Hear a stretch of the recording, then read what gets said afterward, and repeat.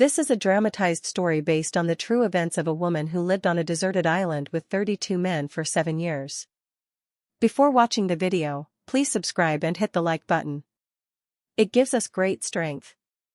One afternoon in 1944, during the height of the Pacific War, an American military transport ship was surprise bombed by Japanese aircraft.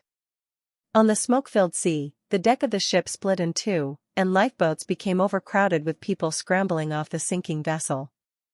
The majority were American servicemen, GIs, sailors, Marines, but among the personnel on board for support roles or as attached civilians, like Red Cross workers or medical staff, a few women were also mixed in. However, only 33 people ultimately survived. Among them, only one woman. Awaiting rescue, they drifted at sea for several days before finally reaching a small, deserted island. Known today through oral tradition as Anatahan Island, it was a remote island not clearly marked on maps. Despite the confusion upon first landing, there was some semblance of order. The U.S. military hierarchy based on rank took effect, and Lieutenant Miller, pseudonym, assumed temporary leadership. Under the scorching sun, people searched for fresh water and food, weaving branches to build rudimentary shelters. There was only one woman. Her name was Katherine Kate Evans, pseudonym. Originally, she was said to be an army nurse who was being transported to a forward medical base. Initially, no one openly expressed the thought of possessing the woman. Having drifted from the battlefield into isolation, everyone felt they needed to maintain a minimum level of humanity and American decency. However, Lieutenant Miller declared, "We are still soldiers of the United States. Even here, we must maintain military discipline and a clear chain of command," proclaiming that he would make all decisions. Most of the surrounding servicemen accepted this. They believed that even if they had to stay on this island for a while, reinforcements would eventually arrive to win the war. But as time passed, that belief began to fade. No rescue or support came, and people suffered from hunger and anxiety. They had no way of knowing how the war was progressing in the outside world, and speculation quietly spread that perhaps the war situation was worse than they thought, or maybe even stalemated. On the island, the most primal desires for survival began to surface, starting with the issue of the woman. Kate was initially regarded as someone everyone should protect. Lieutenant Miller presented himself as responsible for keeping Kate safe, gathering the men and warning them never to touch her carelessly. He even threatened punishment according to the Uniform Code of Military Justice for anyone who violated this rule.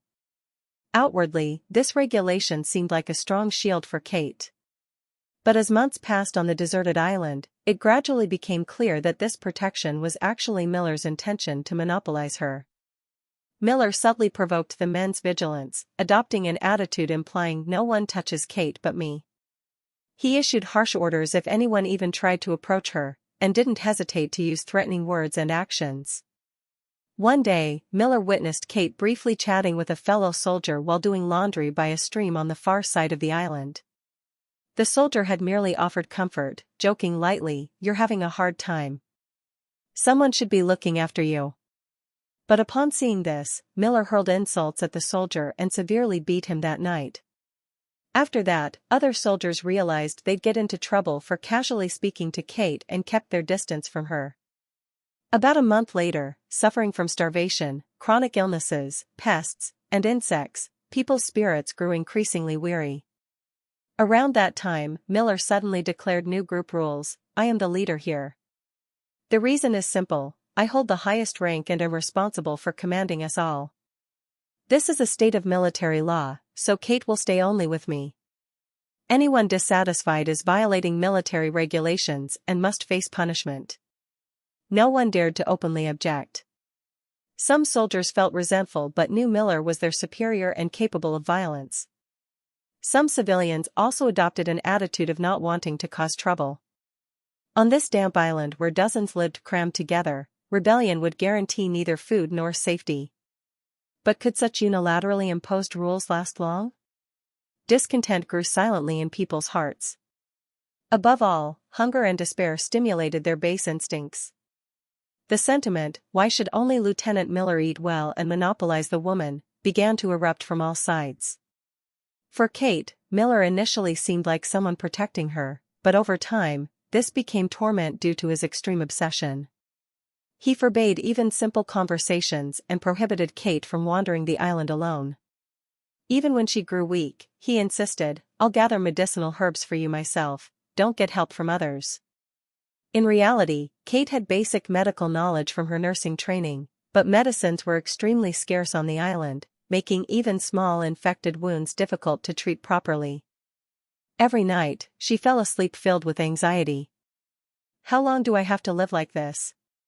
Will rescue ever come? Could the war already be over? She hardened her resolve.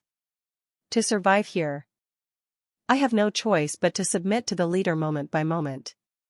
It was a resignation in a bad sense, but also the only way to keep herself alive. Whenever Miller acted irritably, spewed abuse, or even attempted violence, Kate did her best to appease, accommodate, and flatter him. "If it weren't for you, Lieutenant, I would have died too. I'm always grateful." Sometimes she hated saying such things, but she had no choice if she wanted to live. When some men secretly approached Kate, whispering, "Why do you follow Miller?" "Wait, we'll change things someday," Kate cautiously observed their reactions. If betrayal was discovered, her own life would be in danger. Ultimately, she spent her days maintaining a stance of being unable to defy the current power holder, without firmly taking anyone's side. As time went on, Miller's power faced increasing challenges. The most prominent figure was Sergeant Davis, pseudonym. Since arriving on the island, he had shown exceptional skill in hunting and securing food, gradually earning the respect of his peers by catching fish and hunting birds or lizards. Initially, Davis respected Miller as their superior officer, but one day he began making pointed remarks questioning Miller's grip on Kate. "Lieutenant, how can a man not strong enough to provide for everyone try to monopolize the woman? We must all live together to survive." Ostensibly emphasizing cooperation, it was implicitly suggesting, "It's unfair that only you possess the woman." Miller reacted with displeasure. "If you can't follow orders, step forward. I'll show you who's in charge." Their clashes increasingly became a public spectacle. When food was secured, it was supposed to be shared, but Miller often took portions for himself and Kate first, acting arbitrarily. Seeing this, Davis provoked Miller with comments seemingly directed at Kate. "Kate seems weak lately. Are you sure you're taking proper care of her? You aren't treating her harshly, are you?" Miller sometimes reacted violently, swinging his fists and reprimanding Davis for insubordination. However, people were already starting to feel weary of Miller's unilateral rule. Thus, it wasn't difficult for Davis to quietly build his own faction by bringing in more food and subtly winning people over. Eventually, things came to a head. About 5 months after arriving on Anadahan, while Miller was asleep in his hut, Davis and 4 of his followers launched a surprise attack. Overpowered quicker than expected, Miller screamed in rage, "You traitors! Violating military orders is a serious crime. You'll all be court-martialed." But Davis knew this island was no longer a place where military discipline held. "It's only a matter of whether we survive here or not. Rank means nothing anymore," he retorted, tying Miller up. The problem was the group's judgment. Many still believed Miller was the rightful leader, while support for Davis was growing. Instead of reaching an agreement, fierce arguments broke out around the huts. Miller's supporters were outraged. "How can you tie up an officer and take things by force?" Davis's side countered, "This is no longer a functioning military unit." Ultimately, Davis took drastic measures. He publicly declared Miller would be executed for dereliction of duty and hoarding supplies. As people recoiled in shock, he pressured waverers by having his supporters wield sturdy wooden clubs. Kate watched in terror from the back. The atmosphere was already murderous, and it seemed Davis might actually kill Miller. Miller desperately pleaded for his life, but Davis accused him, "This island fell into chaos because of the food and the woman you monopolized." That night, Miller was ultimately beaten to death with clubs in front of everyone. All watched this hellish scene in silence. It was the moment Davis was effectively confirmed as the new leader. After the execution, the unspoken rule on Anadahan, that the leader possesses the woman, became even more explicit. 2 days after purging Miller, Davis took Kate to his hut in front of everyone. "From now on, Kate stays with me. No one dares to covet her. I am the law and order on this island." The others said nothing. Before coming to this island, the very idea of killing someone to become leader was unimaginable, but humanity had been extremely eroded. The cruelty born of starvation, disease, and isolation transcended common sense. People harbored resentment but realized that on this island, the powerful monopolize everything. Kate was frozen with fear. The moment she witnessed Miller's death, she understood that refusing the command of the island's power holder meant immediate death. It was almost natural that she couldn't express any refusal to Davis. He bluntly stated, "I've taken control of this island, so now you are mine too," and Kate could only reply in a trembling voice, "As you wish." After that, Kate's life became another hell. Unlike Miller, Davis was physically strong and a skilled hunter. Thanks to him, the food situation seemed to improve somewhat, but another form of violence was always present. If anyone showed the slightest opposition, he didn't hesitate to inflict brutal punishment. The term purge became commonplace. Weeks after Davis took control, signs of another power struggle emerged. Among the men, some pretended to follow Davis while secretly harboring the desire, "If I become the leader, I can have the woman." Moreover, seeing Davis wield absolute power, quite a few thought, "If I just had the strength, couldn't I enjoy that glory too?" For instance, Sergeant Baker, pseudonym, had an amiable personality but could be resolute when necessary. Having perhaps served in logistics or as a quartermaster before the island, he had argued since Miller's time that regardless of military rank, only food and cooperation could save them. He initially seemed to follow Davis passively but gradually began to believe he could be a better leader. The catalyst for Baker's secret actions was noticing Kate growing increasingly thin. Davis's possessive obsession, occasional violence, and the still harsh island environment made it difficult for Kate to maintain her sanity. Baker sometimes secretly gave her water, whispering, "You have to stay alive. Things will change someday." Kate would nod faintly, but always anxious, never knowing when Davis might notice and unleash violence. One day, Davis gathered everyone and boastfully gave a speech. "To survive on this island, we need rules. And I decide those rules. Anyone who dares betray me will be executed like Miller." He then raised the club used to kill Miller. Still bearing reddish stains, he brandished it, threatening, "I will never back down." The onlookers forced themselves to cheer half-heartedly. Behind them, Kate crouched, unable to even lift her head. However, a small group of men led by Baker was already plotting a rebellion. That night, 4 or 5 gathered secretly. "We have to take down Davis to live properly. Maybe then Kate can live like a human too? If we succeed, who takes charge? Let's decide that later. First, we must end this tyranny." But Davis had a knack for reading people's minds.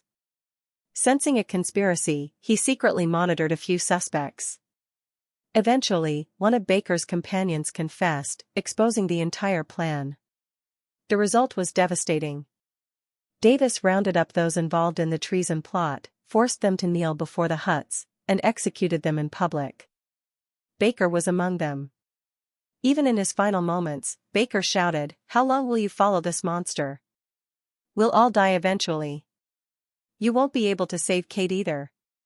But Davis, instead of a club, pulled out a sharp stone knife and slit Baker's throat. People screamed, and Kate couldn't even open her eyes. The execution starkly showed how cruel and lawless the island had become. It was a different level of terror from Miller's killing. With his authority further solidified, Davis ruled the entire island in his own way. The term faction became meaningless, essentially everyone had to submit to him just to survive. He controlled food distribution and anyone showing the slightest discontent was immediately targeted for purging. However, a tyrant's oppression cannot last forever. Over time, cracks began to appear in his rule. The biggest problem, again, was food. Initially, Davis seemed to provide ample food through his hunting and fishing skills, but with many mouths to feed, it quickly became insufficient. Especially when typhoons or storms hit, harvesting seafood became difficult, and wild animals disappeared. Gradually, people starved, lost strength, and couldn't get proper treatment when sick. In response, Davis controlled food distribution even more violently. "If you are loyal, I will give you food. Otherwise, I'll let you starve to death," he declared openly. Given the island's reality, most had no choice but to be subservient. For Kate, another hell opened up. Davis declared her his exclusive property and immediately punished anyone showing even the slightest kindness towards her, accusing them of trying to usurp him. Indeed, some men were caught approaching Kate, brutally beaten, and left near death. In other words, coveting Kate on this island meant facing immediate death. Nevertheless, some men still looked at Kate covertly. In a place teeming with men, a young woman became an instinctive spark for conflict. But Davis ruthlessly stamped out that spark. "Any man who covets the woman dies. I am the king of this island. This is my country, and Kate is mine." He uttered such words casually. Hearing them, Kate cried endlessly inside. When will this end? My will means nothing here. But knowing she was powerless to fight back, she had no choice but to offer forced smiles and submission merely to stay alive. Kate gradually suffered from malnutrition, tropical diseases, and exhaustion. But Davis prioritized food and medicinal herbs for himself, strictly controlling what he gave Kate. Then one day, Kate collapsed with a high fever. Finding her unconscious, Davis initially reacted with anger. "How can you collapse now? This makes things difficult for me." His words implied he would abandon her if she became useless. Kate barely regained consciousness, clinging to life. Outwardly, she managed to say, "It was my fault," and obtained a little food. But recovery required stable rest and nutrition, luxuries she couldn't afford. Yet, in a corner of the island, a few embers of humanity remained. For example, Corporal Johnson, pseudonym, a kind-hearted man perhaps formerly associated with Miller, sometimes secretly slipped Kate seaweed or fruit, careful not to be caught by Davis. Thanks to this, Kate survived several brushes with death. One night, Johnson whispered quietly, "The end will come. Davis will lose power someday, or make too many enemies. We will help too, so don't give up." Kate replied in a small voice, tears welling up, "What can I do? I have no one to trust here. When the time comes, those who no longer want to follow this tyrant will act. Just stay alive." Kate clung to this sliver of hope. People disgusted by the island's inhumanity existed, and they might rise against Davis someday.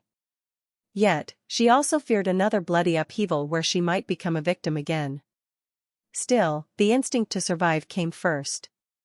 Considerable time had passed since Davis seized control and purged the rebels. Meanwhile, the war had entered its final stages, and by mid to late 1945, World War II was actually ending. But the people trapped on the island knew nothing of the outside world. They sometimes heard distant explosions beyond the horizon, but no one knew if it signified the war's tide turning. Their numbers continued to dwindle due to illness, injury, disappearances at sea, or executions by Davis. Fewer than 20 people remained. Nevertheless, Davis maintained his reign of terror, distributing slightly more food to his supporters while letting others starve. Kate never had a day of peace. It was then that Corporal Johnson made his move. Being relatively trusted under Davis, he saw an opportunity for a coup. Although Davis's faction still controlled most of the island, people's hearts had long abandoned him, filled with the thought that loyalty to a failing leader offered no benefit. One day, Johnson secretly gathered the remaining dissenters. The group of about 5 all held grudges against Davis or wanted to change the tyranny. They planned to ambush Davis when he went to inspect the food storage. On the day of the coup, a steady rain fell from morning. Davis, grumpy from the damp weather, took a few men towards the food storage. As he opened the door and stepped inside, Johnson's hidden group attacked. Caught by surprise, Davis dodged nimbly, and a brief knife fight ensued. Both sides suffered injuries, but Davis was ultimately outnumbered. Several of his own men had already defected to the rebels. Unable to contain his fury, Davis resisted until the very end. But after being bound, he faced the threat of public execution, just as he had done to Miller. People, remembering his atrocities, demanded he receive the same punishment. Not much is recorded about how Kate witnessed this scene, only that she trembled with fear, anticipating more bloodshed.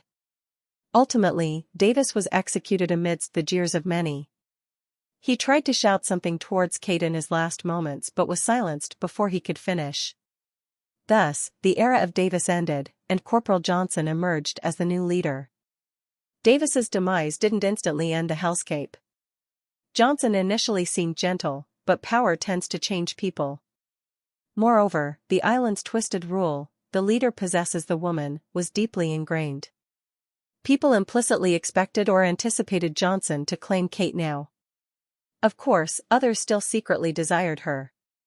Because Johnson seemed benevolent, Kate felt a slight sense of relief. However, soon Johnson also declared, "I will take responsibility for Kate," and summoned her to his hut. At first, he said, "You are free to move around now. I won't restrain you carelessly," but those words didn't last long. Johnson quickly attached conditions. "The final decision-making power on this island rests with me. I must lead everything: food distribution, rule setting, lifestyle." Kate felt trapped again in subtly crafted control. Admittedly, there was relatively less violence compared to the previous two tyrants, Miller and Davis. Johnson pretended to care for Kate while preaching to others, "Let's all work hard. I will rebuild this island." But in practice, the rule that anyone desiring Kate would die remained. Only the appearance changed, the structure of female monopolization persisted. To make matters worse, a typhoon hit the island around this time, causing significant damage. Makeshift storehouses near the shore were destroyed, and some of the precious stored food was lost. As supplies dwindled, Johnson grew increasingly sensitive. Having just seized power, he worried that food shortages would cause people to turn against him. This stress sometimes erupted as anger towards Kate. "I'm trying to stabilize the island as leader, but only disasters happen. I wish you would help me more diligently. Tell people you support me." Kate nodded helplessly. "There's not much I can do, but I'll try." Ultimately, she was forced into the role of praising the leader and persuading others that Johnson, unlike past tyrants, would lead them well. Seeing this, some who were disappointed sighed, "Is a woman destined only to be a handmaiden of power?" Within a month or two of Johnson's rule, discontent grew again. Although violence wasn't as extreme as before, the leader still monopolized Kate and arbitrarily decided food distribution and living rules. Furthermore, he sometimes funneled scarce resources primarily to his close associates. By now, only about 15 or 16 people remained on the island. All were utterly exhausted, struggling desperately to survive. Every night, beside the third leader she'd known, Kate reassured herself, rescue must be coming soon. The war might be over. But this hope didn't change reality. Meanwhile, among the remaining survivors, some plotted against Johnson. They prepared another coup, but this time, internal strife broke out before execution. Suspecting each other and fighting over who would become leader, the plan collapsed. In the chaos, several were captured by Johnson's men and executed. The procession of deaths Kate had witnessed now far exceeded the fingers on one hand. Counting those who died from natural causes, illness, or these horrific power struggles over the years, the number was likely much higher. The few who eventually remained were, quite literally, just clinging to life, their spirits shattered. Kate's weight continued to drop, and psychological distress plagued her with nightmares every night. Yet, the sad truth is that Johnson, while vowing not to be a tyrant, sometimes showed her genuine kindness. One night, sitting by the fire, he confessed his troubled thoughts. "I don't want to monopolize things like this either. But on this island, the weak die. If I hadn't become the leader, maybe we all would have just died at the hands of a tyrant." Kate remained silent. She knew too. This was no longer a functioning society. power and violence were one, and defying them threatened survival itself. It was 1951, about 7 years after they first drifted ashore. One day, a small American fishing boat, or perhaps a Navy patrol vessel, passing near the island spotted smoke by chance and approached. The crewmen were astonished to find people living on what they thought was a deserted island. A few crew members cautiously landed and encountered dilapidated huts and utterly exhausted people. The group, once 33 strong, now numbered just over 10. Johnson, the leader, was already rapidly weakening from food scarcity and fever. When the rescuers told them the war had ended long ago, in 1945, the survivors were overcome with shock and emptiness, speechless. For 7 years, cut off from the outside world, they had constantly prepared for war, repeating cycles of murder and conflict. The rescue boat contacted a larger vessel via radio, and soon a U.S. Navy support ship arrived to retrieve the survivors. The tragedy that unfolded on the island slowly began to be known to the world through the rescuers' accounts. Before returning to the United States mainland, the survivors underwent brief questioning and identity checks by the U.S. military administration. Kate was rescued along with the other survivors. She was exhausted. Through 7 years of tragedy, she had survived by submitting to 3 different leaders as they replaced each other, bearing deep physical and mental scars. It is said that after being transferred to a military hospital stateside for observation, she settled down and tried to live a quiet life back home. In a later account, details uncertain, possibly through interviews or fragmented writings, she reportedly conveyed, even after the war ended, our own war continued on that island. I was the only woman, and whoever became leader claimed me. I didn't choose it, but I couldn't refuse. Refusal meant death. Ultimately, I chose survival by submitting. Perhaps I deserve blame. But in that extreme situation, it felt like the only choice I had. This story ultimately reveals in stark detail how far humans can fall when pushed to extreme situations. On the island, it wasn't just a split into 2 factions. Within one group, coups constantly erupted over the leadership position. Each time, the woman was treated like a prize to be monopolized by the leader. Simultaneously, Kate, for her own survival, had to show obedience, regardless of her own will, each time the power changed hands. People react to such events with horror, asking how humans could become so cruel. But it shows that under specific circumstances, wartime context, a lawless island state, extreme food shortages, and isolation, humans can revert to instinctive and brutal behaviors. The tragedy faced by the most vulnerable, the woman, leaves the deepest scars within that context. After being rescued 7 years later, Kate and the other survivors likely never lived truly peaceful lives back in America. Post-war readjustment, societal judgment, if their story became widely known, and the horrific memories of the island would have tormented them. However, at least one fact is clear: when human violence against each other reaches extremes, the cost is incredibly harsh, and the lawless hell created in the extension of the great tragedy of war offers salvation to no one. Perhaps after her rescue, Kate might have wanted the world to understand, what happened to me is deeply painful and traumatic, but back there, survival was everything. All that remains for us is to be vigilant so such tragedies are not repeated. Thus, the story of Anadahan Island, adapted here with American characters, with its relentless cycle of slaughter and coups over leadership and the monopolization of the soul woman, starkly demonstrates how extreme situations like war can destroy humanity. Kate's tragedy, forced to submit to oppressive leaders for survival, serves as a dark lesson in history that we must never repeat. Always, at the end of this story, we ask ourselves, how far can humans fall? And in that hell, was there no way to hold on to even a shred of humanity? Thank you for watching today.